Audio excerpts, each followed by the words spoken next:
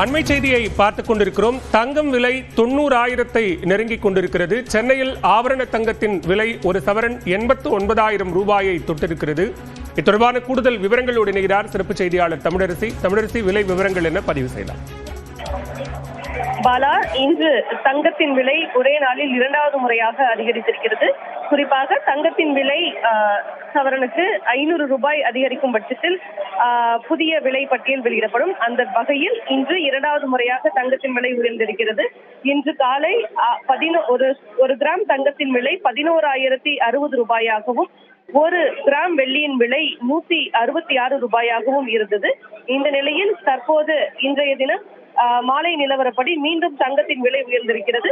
தற்போது ஒரு கிராம் தங்கத்தின் விலை 11,125 ரூபாயாக அதிகரித்திருக்கிறது.